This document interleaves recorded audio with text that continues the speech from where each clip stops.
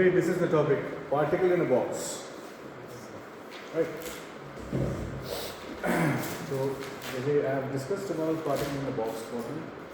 We have discussed about the things what we mean by a three-dimensional object, two-dimensional object,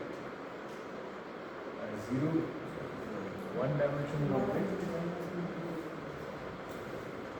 3D, 2D, 1D and 0D.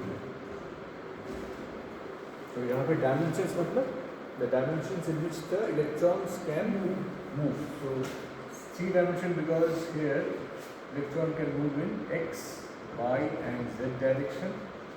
यहाँ पे if the z is getting confined, so they can move in x and y direction. यहाँ पे मान लो they can move only in x or y. यहाँ पे no degree of freedom. ये हम लोगों ने डिस्कस किया था. And with every dimension there is associated something called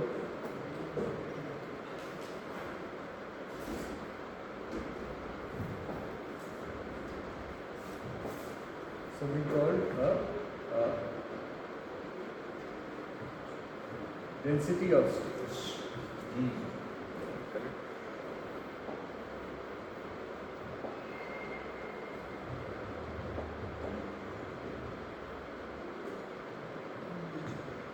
इसका क्यों नहीं हो रहा?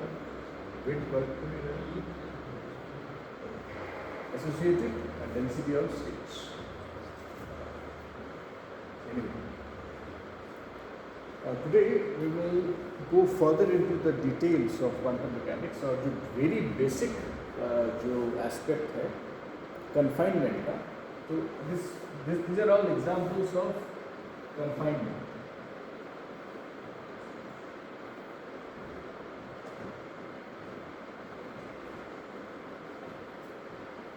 Confinement मतलब I am reducing the dimension. जैसे कि यहाँ पे फ्रॉम थ्री डायमेंशन मैंने z को कन्फाइन कर दिया है, यहाँ पे मैंने y को कन्फाइन किया है, यहाँ पे x को कन्फाइन किया है. As I go down the order the number of axes in which I am confining it increases. So this confinement का मतलब एक्चुअली क्या है? What does this mean? Now you know that electron, basically we are talking about electron wave functions, subatomic wave functions. Say electron wave functions के बारे में लोग बात करें, that is psi. ठीक है.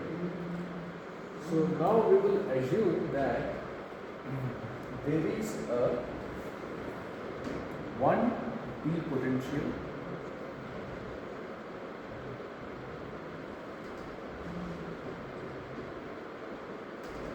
rather मैं इसको पोटेंशियल नहीं बोल के मैं इसको बैरियर बोलेगा, energy barrier.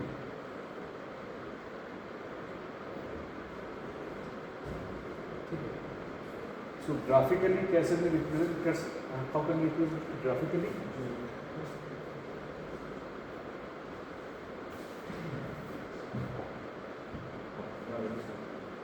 Graphically I can represent it in this way. Graphical representation. इसको मान लो मैं बोलता हूँ this is a barrier as a potential V. Okay. यहाँ पे x एक्सिस पे है एनर्जी या पोटेंशियल बोल सकते हो,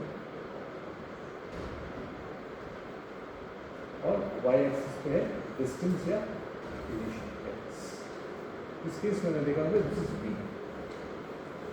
एंड मान लो this is 0 and this is l। ठीक है, तो how can I express this v? I can say that v is equal to, there are two cases, it is 0, it is 0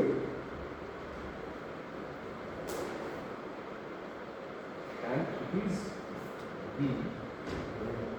दो केस है।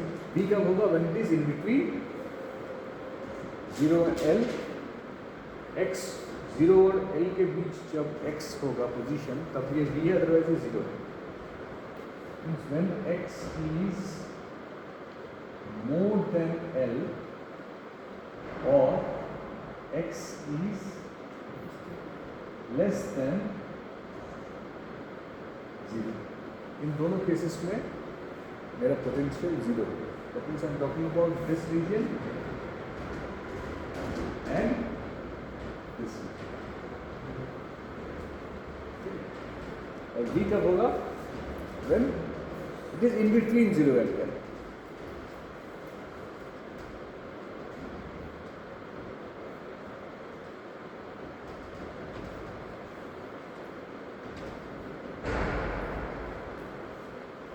ठीक है, हो गया?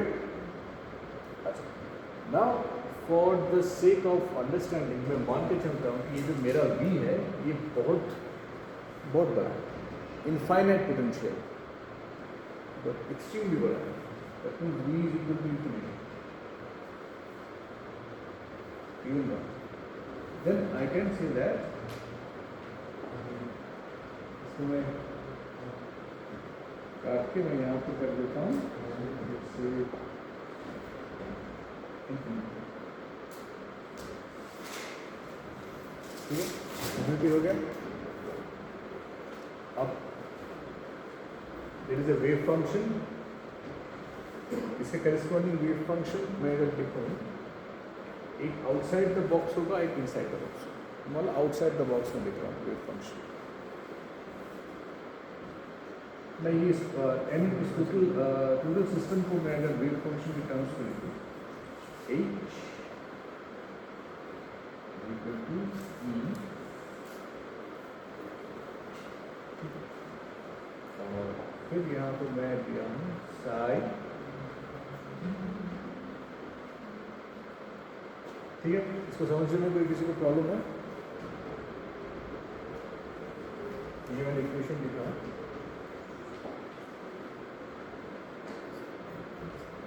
Any problem in understanding this?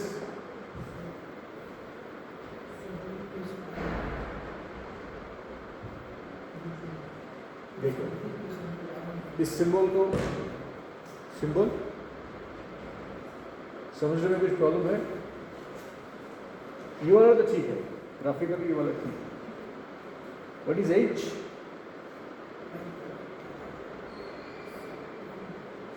Anyone? What is H? हाँ, it's a Hamiltonian operator। अच्छा, किसी भी कोई भी सिंबल के ऊपर ऐसे कैप साइन देने का मतलब है इट्स एन ऑपरेटर। और क्वांटम मैकेनिक्स में सब कुछ ऑपरेटर हो जाता है, length operator, time operator, energy operator. इसका नाम है, this is called known as what type of operator? Known as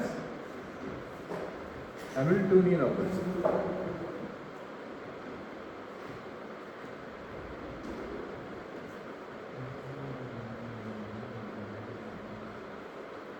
ठीक है,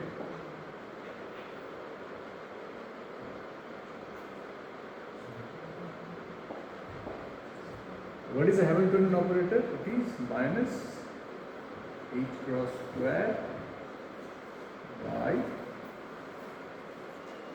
क्या, basically it is p square by 2m kinetic energy plus potential energy. So h cross square p square by 2m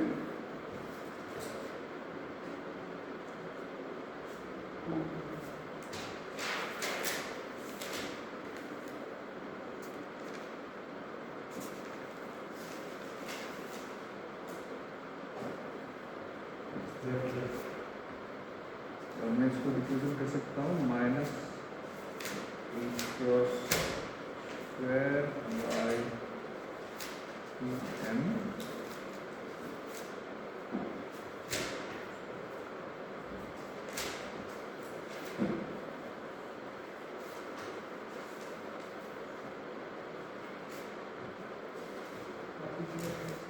ठीक है, is it okay?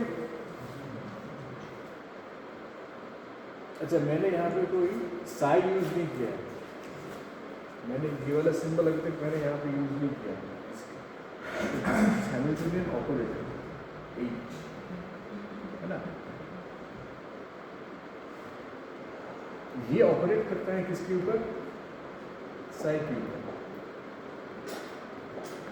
This operates on Sai, this operates on Sai. ये कुछ basic symbols quantum mechanics में समझना बहुत जरूरी है। Mathematics is very simple but idea should be there. इसका मतलब है मैं हैमिल्टनियन ऑपरेटर यूज कर रहा हूँ on the wave function psi, और इसके बदले में मुझको आइगन वैल्यू आइगन वेक्टर जो होता है बेसिकली, तो मुझको आइगन वैल्यू क्या मिल रहा है? E which is the eigen states और stationary states.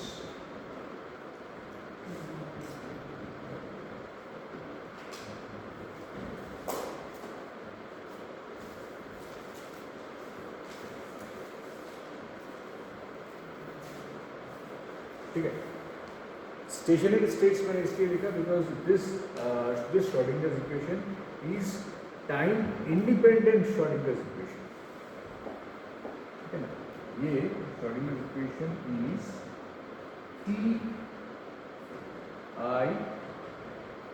TISE।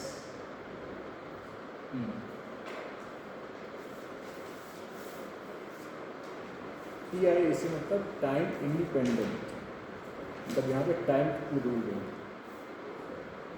If I express in terms of time,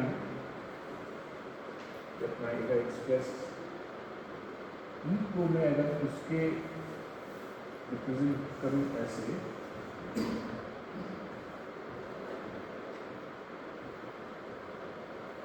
इस तरीके से, then it will become the time dependent Schrödinger equation. मतलब तब it always it will also show the time evolution of psi. यहाँ पे psi is only a function of x. If in time independent Schrödinger equation, ठीक है, अगर time dependent Schrödinger equation हो जाता है जो कि टाइम evolution द्वारा नहीं होता है, then psi will be a function of x and this becomes time dependent Schrödinger। ये हम लोग बाद में करेंगे, फिर हम लोग टाइम इंडिपेंडेंट Schrödinger इक्वेशन के बारे में भी बात करेंगे। So that is giving it stationary states. ये फिक्स्ड स्टेट्स। ठीक, अच्छा, now as we know that inside the potential मेरा वैल्यू कितना है, v का वैल्यू कितना है, 0 है। तो ये जो इक्वेशन है ये चेंज हो जाती है, कैसे हो जाता है, दिस इक्वेशन बिकम्स, मतलब आई कैन कैंसिल दिस, 0 हो गया, ये वाला पार्ट एग्जिस्ट नहीं करता, ये 0 हो गया।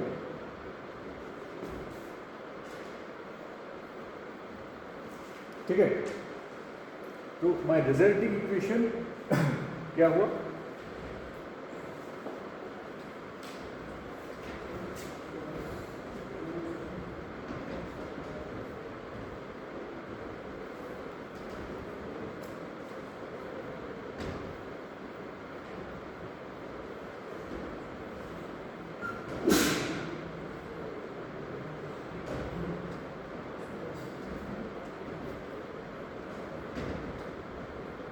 ये रिजल्टिंग इक्वेशन। ठीक है, तो फिर मैं इसको ऐसे नहीं लिख के मैं इसको ऐसे लिख सकता हूँ,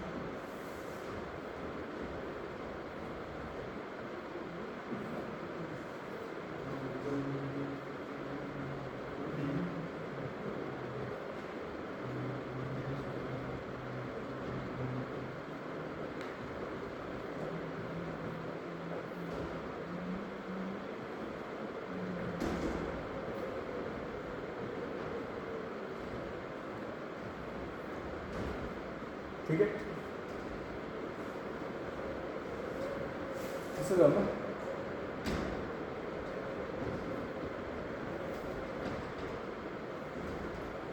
now you know that E is equal to T square by 2m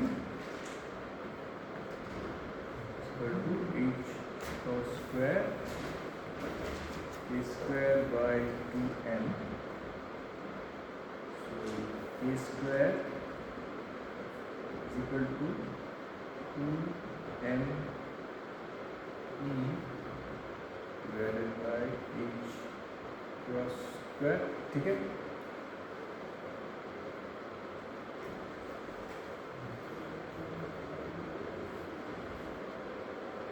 E is equal to h cross square, h cross k। ठीक है, मैं इसको आई can simply replace this by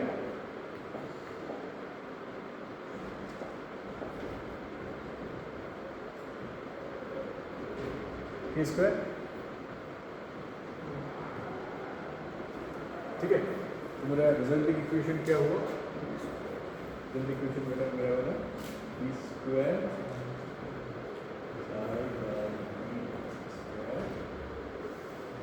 plus a square x is equal to, और ये this is a very common differential equation,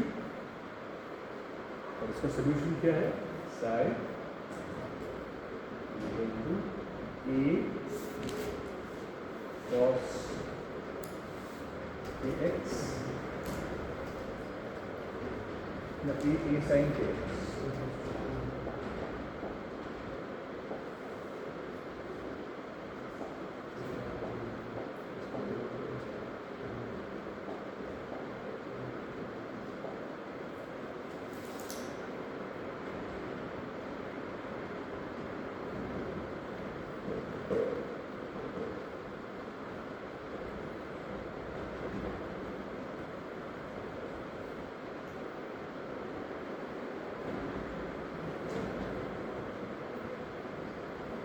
ठीक है, a sin kx plus b cos kx।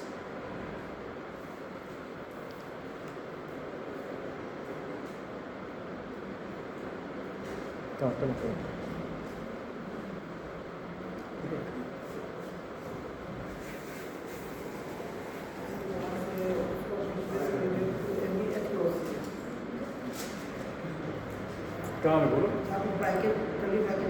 हाँ ये वाला मैंने यूज़ किया है, जब केस पहले होगा के स्क्वायर में। तो यहाँ पे मैंने स्क्वायर को के स्क्वायर लिख दिया। वही रिप्लेस करके एस साइन के एक्स हाँ, इसको भी रिप्लेस करके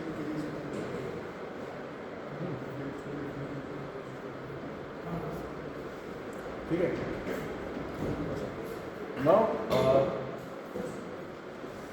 now we come back to हम लोग दो कंडीशन देखेंगे। What is my value at x equal to 0 and what is my value at x equal to n।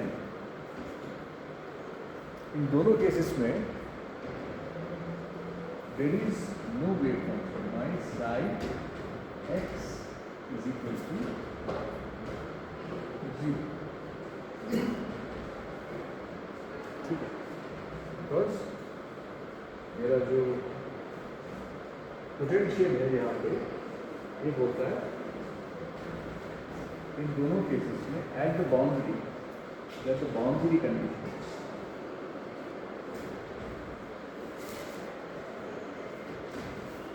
Boundary conditions क्या बोलता है कि यहाँ पे इलेक्ट्रॉन एग्जिस्ट नहीं कर रहा। It is only when between only 0 और x के अंदर मेरा वैल्यू एग्जिस्ट नहीं कर रहा, it is not exist. So that is why I will make, in this case, I is equal to 0 at x is equal to 0 and x is equal to L. So if I put x is equal to 0, then 0 is equal to b cos 0, which is actually 1, but since this is equal to 0, so it implies that b is equal to 0, है ना? b is equal to 0 हो गया।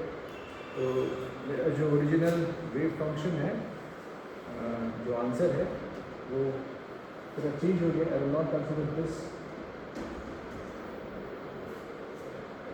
Only solution is with sin x is equal to 0. Okay. Now, what is my next possibility? Next possibility is when I say that at x is equal to L, the same thing is happening. यहाँ पर भी sin x is equal to 0 है। तो मैं अगर इसको यहाँ पे पुट कर देता हूँ तो a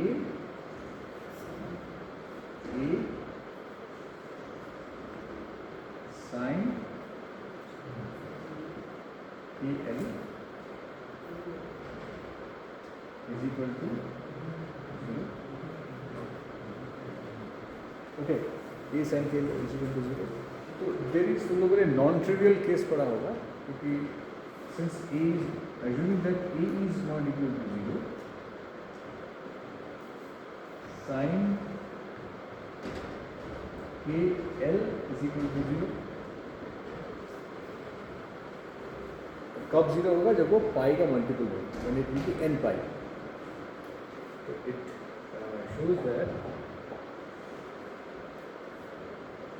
KL is equal to n into pi. N is equal to 1, 2, 3, 4, 5 into 1, 2,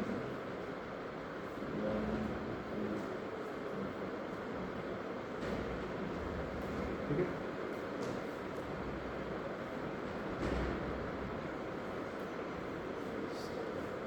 So K is equal to n pi by n, right?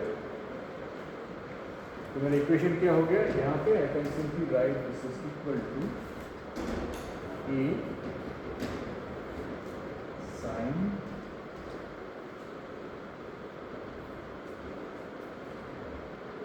n pi x by n. ये वाला solution. My solution to the Schrödinger's equation is a sin n pi x by l. देख लो इसको, आराम से देखो, जल्द हो जाएगा।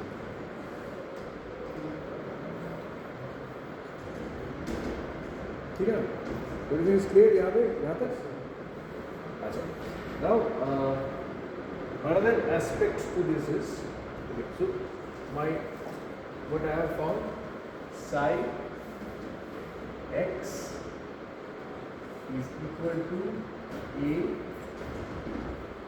sin n pi x by n ये यहाँ तक है इसके बाद हम लोग और एक कंडीशन जो अप्लाई करेंगे इसमें वो है integration minus infinity two plus infinity sine x square x इसका मतलब क्या है कि वह पार्टिकल इज एग्जिस्टिंग कहीं ना कहीं एग्जिस्ट कर रहा है it is found inside the minus plus infinity इसको बोलते हैं नॉर्मलाइजेशन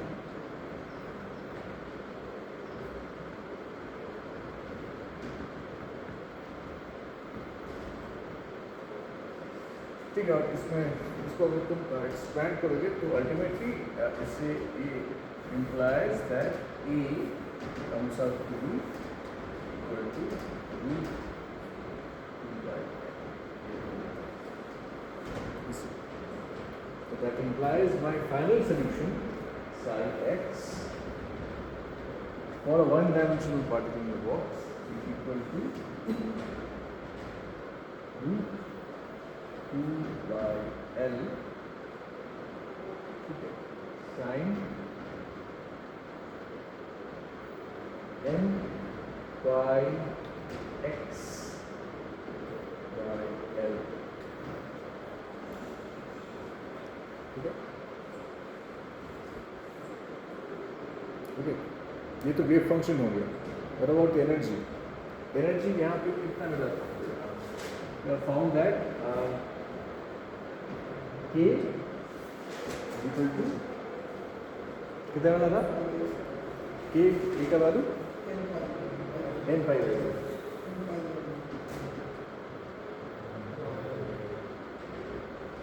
ये मिला था ना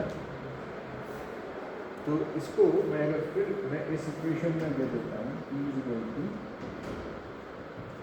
h cross square e square by 2n मैं इस इक्वेशन में मैं E का जो वैल्यू है मैं फिट कर लूँगा fit the value of A so I will get it in terms of E n is equal to n square h cross square k square ना pi square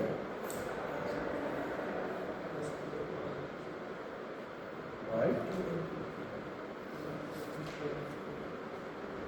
so I know that what is h cross is h by 2 pi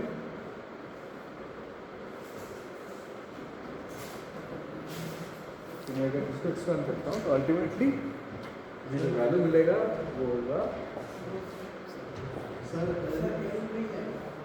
हाँ M तो आएगा ना पाई के बगल में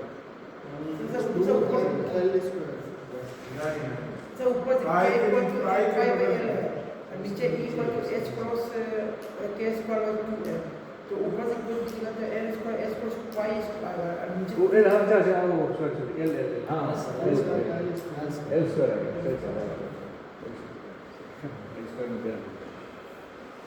ठीक है तो इसको मैं अगर एक्सपेंड करूँ तो अल्टीमेटली ये हो जाता है E n is equal to n square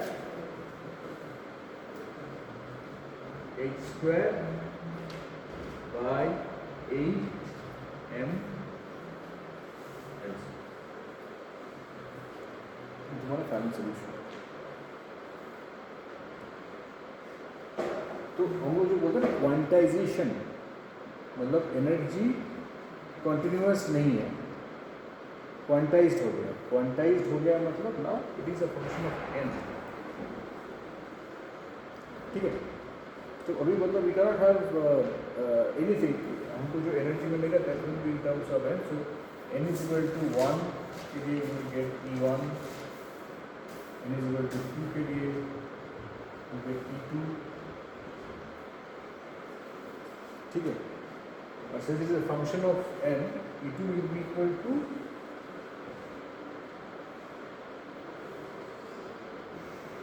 u square E1, that means it will be equal to 4E1। ठीक है, तो इस तरीके से बढ़ेगा, मतलब एनर्जी लेवल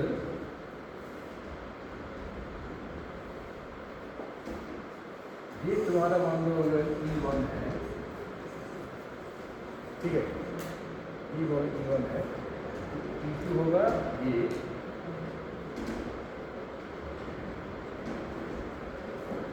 E3 कितना होगा, इनके बीच कितना डिस्टेंस है, दिस इज कितना होगा 3E1 डिस्टेंस है, दिस इज 4E1, इसका वैल्यू दिस इज E1, कितना डिस्टेंस है 3E1। E3 क्या होगा, E3 will be 9E1, तो 3E1 पहला डिफरेंस 3E1, 9E1 होगा यहाँ पे, 9E1 होगा, नॉट सेम बट यहाँ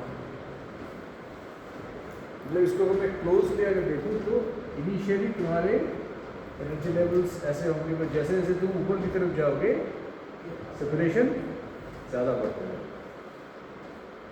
ठीक है, से कॉन्टैक्ट। अच्छा, ठीक है यहाँ तक। अच्छा, अभी बात आती है प्रोबेबिलिटी, पार्टिकल का प्रोबेबिलिटी। अच्छा, let's talk about the wave function. Wave function फिर क्या है, क्या मिला हमको, साइन x इक्वल टू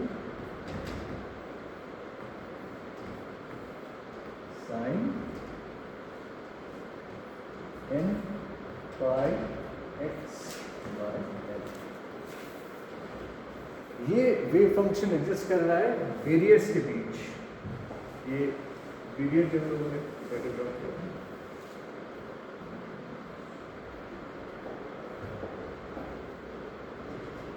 ये एक वेरिएट है, इसके बीच साई एक्स एग्जिस्ट कर रहा है। ठीक है, लेकिन यहाँ पर भी एक n वैल्यू,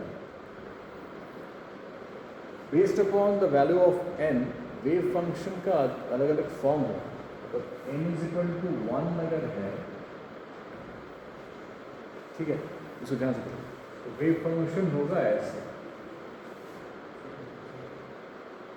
हाफ वेव की तरह। ठीक है, this is for n is equal to 1। n is equal to अगर 2 है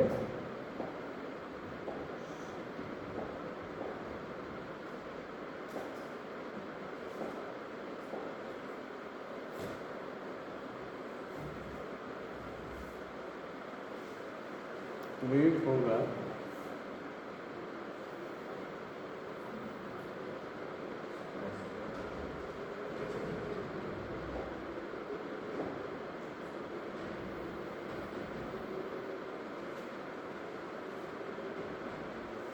यहाँ पे बोलते हैं नोड। नोड मतलब यहाँ पे आके खत्म हो रहा है, तो यहाँ पे देयर इज वन नोड।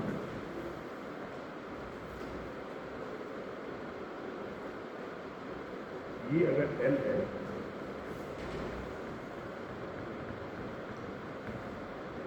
तो दिस इज L by 2, तो it will have a node at L by 2। n is equal to 3 क्या होगा,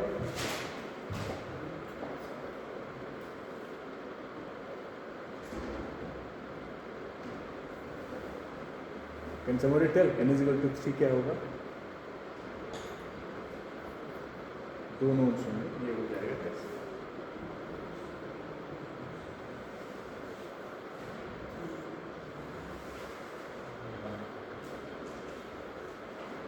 Okay. So this is your sin x. Wave function.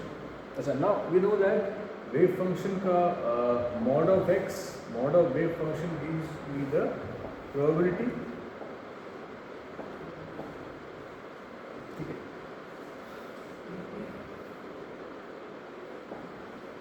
ये अगर wave function है, तो mod of x whole square, ये क्या देगा? Probability of finding the particle.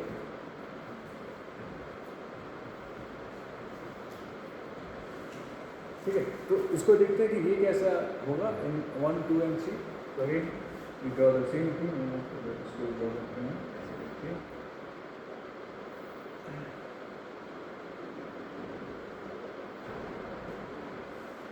So we first start with n is equal to 1. n is equal to 1 में Gaussian plot है.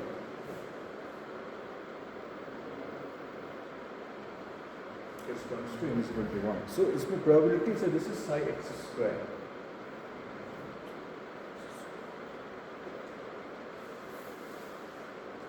तो यहाँ पे probability कहाँ पे है? Maximum probability of finding the particle is at the center.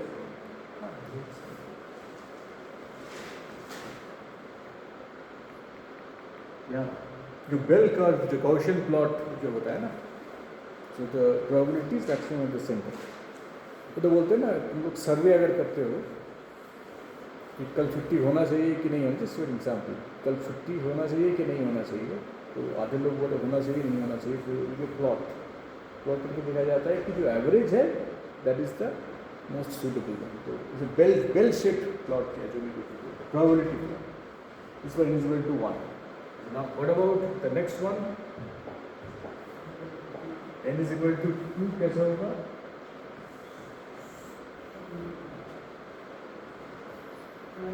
तो होगा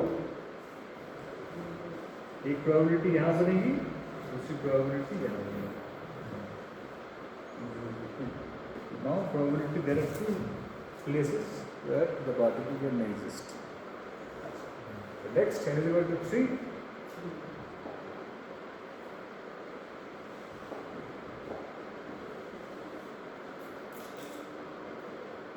कितना होगा? 3 होगा. एक एक्सट्रीम लेफ्ट पे होगा, यहाँ पे, एक सेंटर पे होगा, यहाँ पे. ठीक है, तो इसका मतलब है कि जैसे जैसे we keep on increasing the n को जैसे जैसे हम बढ़ाते जाते हैं, so the probability of the particle also increasing. तो इसको n करते करते if you take it to the infinite level, तब क्या हो जाता है? क्वांटम फिनोमेना और एग्जिस्ट नहीं करता. तो classical from quantum it actually goes to again to the classical. So very large quantum numbers, और इसको बोलते हैं हम लोग correspondence principle.